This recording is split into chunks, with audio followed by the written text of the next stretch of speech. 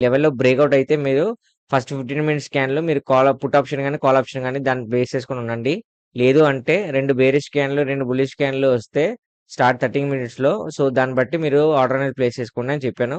So, అదే విధంగా చూసారా మార్కెట్‌లో ఎప్పుడైతే ఫస్ట్ 15 మినిట్స్ స్కాన్‌లు ఒక రిజెక్షన్ వచ్చిందో, ఎప్పుడైతే బయర్స్ దగ్గర నుంచి రిజెక్షన్ వచ్చిందో అది క్లియర్ ఇండికేషన్ కాదనమాట. సో, సెకండ్ 15 మినిట్స్ స్కాన్‌లో కూడా వెయిట్ చేసాం. సో, సెకండ్ 15 మినిట్స్ స్కాన్‌లో హ్యూజ్‌గా ఫాల్ అయింది. సో, 15 మినిట్స్ హ్యూజ్‌గా ఫాలో అయినా మనకైతే క్లియర్ ఇండికేషన్ ఇవ్వలేదు. ఎందుకంటే, ఈ 2 బేసిస్‌కొని మనం కాల్ ఆప్షన్ గాని, పుట్ ఆప్షన్ గాని ప్లాన్ చేసుకోలేమనమాట.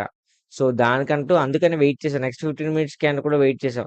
సో, ఈ నెక్స్ట్ 15 మినిట్స్ స్కాన్‌లో ఏమైంది? మనం ఏదైతే సపోర్ట్ అండ్ రెసిస్టెన్స్ లెవెల్స్ ఇచ్చానో, మన సపోర్ట్ లెవెల్ ఏదైతే ఉందో, సపోర్ట్ లెవెల్ బ్రేక్ అయ్యి మార్కెట్ అనేది క్లోజ్ అయింది. ఎప్పుడైతే మనకు సపోర్ట్ లెవెల్ బ్రేక్ అయ్యి మార్కెట్ అనేది ఇక్కడ క్లోజ్ అయిందో, దీని ఇండికేషన్ ఏంటంటే మార్కెట్ ఫాలో అవ్వడానికి ఎక్కువ ఇంట్రెస్ట్ చూపిస్తుందని. సో, దాన్ని బేస్ చేసుకొని మనం ఇక్కడ పుట్ ఆప్షన్‌ని ప్లాన్ చేసుకున్నాను. 100 పాయింట్స్ సక్సెస్‌ఫుల్‌గా